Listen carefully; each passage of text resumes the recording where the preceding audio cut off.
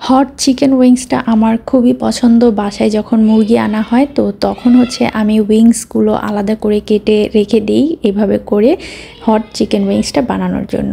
আজকের রেসিপিটা আপনাদের সাথে শেয়ার করব, আশা করছি আপনাদের কাছেও ভালো লাগবে। এখানে আমি হচ্ছে মুরগির যে পাখা আছে সেটা নিয়েছি, এখানে প্রায় আধা কেজি পরিমাণ আছে। আর পাখাটাকে না দুই ভাগ করে এভাবে করে কেটে নিয়েছি। দেখে নিশ্চয়ই বুঝতে পারছেন যে কিভাবে করেছি। এখন কিছু মশলার সাথে হচ্ছে এই চিকেন উইংসগুলোকে একটু ম্যারিনেট করে নিতে হবে। প্রথমে এখানে 1 চা চামচ পরিমাণ দিয়ে দিচ্ছি গোলমরিচের গুঁড়া। আমি এখানে সাদা গোলমরিচের গুঁড়াটা দিচ্ছি, চাইলে কালোটা দেওয়া যাবে। লবণ দিয়ে দিচ্ছি এখানে আধা চা চামচের থেকে একটু কম হবে। আদা রসুন বাটা 1 চা চামচ করে এখানে দিয়ে দিতে হবে।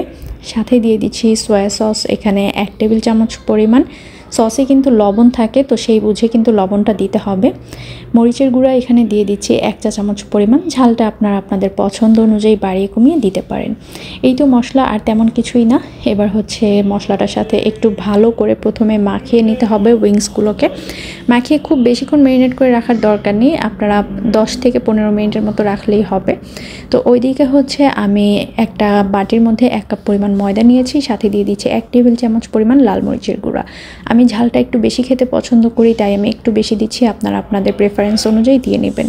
ময়দাটার সাথে এখন মরিচের গুঁড়াটা ভালো করে মিক্স করে নিতে হবে। এবার যেটা করতে হবে, যেই উইংসগুলো ম্যারিনেট করে রেখেছিলাম সেগুলোকে খুব ভালো করে এই ময়দাটার ভিতরে কোট করে নিতে হবে। একটু হাত দিয়ে চেপে চেপে ভালো করে কোটিংটা করবেন, এতে করে কিন্তু খুবই ভালো হবে আর ক্রিস্পি হয় অনেক।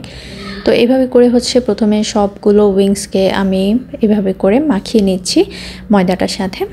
হয়ে গিয়েছে। একটা কড়াইয়ের মধ্যে আমি ডুবো তেল বসিয়ে নিয়েছি আর হচ্ছে গ্যাসটাকে জ্বালিয়ে দিয়েছি। আর এই পর্যায়ে তেলটাকে একটু ভালো করে গরম করে নিয়ে আমি উইংসগুলো তেলের মধ্যে দিয়ে দিচ্ছি। একটু ভালো করে সময় ধরে ভাজতে হবে, প্রায় 7-8 মিনিট সময় ধরে আমি হচ্ছে উইংসগুলোকে ভেজে নিব। এইভাবে করে মানে যখন দেখবেন যে খুব সুন্দর একটা গোল্ডেন কালার চলে আসছে তখন হচ্ছে উইংসগুলোকে তুলে নিচ্ছি। আমি প্রথমবারের মতো উইংসগুলোকে কিন্তু আমি ডাবল ফ্রাই করব। আর ডাবল ফ্রাই করলেই কিন্তু এটা খেতে বেশি ভালো লাগবে। অবশ্যই চেষ্টা করবেন ডাবল ফ্রাই করার জন্য। 5 মিনিট পরে আমি আবারও চুলাটাকে জ্বালিয়ে দিয়ে আবারও উইংসগুলোকে ভেজে নিচ্ছি। এবারও প্রায় আরও 5-6 মিনিটের মতো সময় ধরে খুব ভালো করে একটু ডিপ ফ্রাই করে নিচ্ছি উইংসগুলোকে। এই পর্যায়ে দেখুন কালারটা কিন্তু একটু বেশি গাঢ় হয়ে গিয়েছে। আর এই পর্যায়ে এভাবে ডাবল ফ্রাই করার কারণে অনেক বেশি ক্রিস্পি হয়, খেতে খুবই ভালো লাগে। তো অবশ্যই আপনাদেরকে ডাবল ফ্রাই করতে হবে। এখন হচ্ছে আমি তেল থেকে উঠিয়ে নিয়েছি। এরপরে একটা প্যানের মধ্যে আমি বাটার দিয়েছি, এখানে প্রায় 3 টেবিল চামচ পরিমাণ বাটার আছে। সাথে হচ্ছে এখানে আমি অ্যাড করে দিব হচ্ছে রসুন কুচি।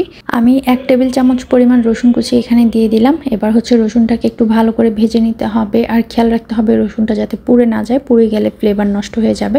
এখানে আমি 1 চা চামচ পরিমাণ চিলি ফ্লেক্স দিয়ে দিচ্ছি। আপনারা আরও কম বেশি করে নিতে পারেন আপনাদের পছন্দ অনুযায়ী। হালকা করে একটু ভেজে নিব চিলি ফ্লেক্সটাকে।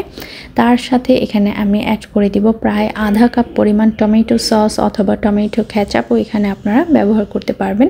এখানে সয়া সস দিয়ে দিচ্ছি 1/4 কাপের একটু কম।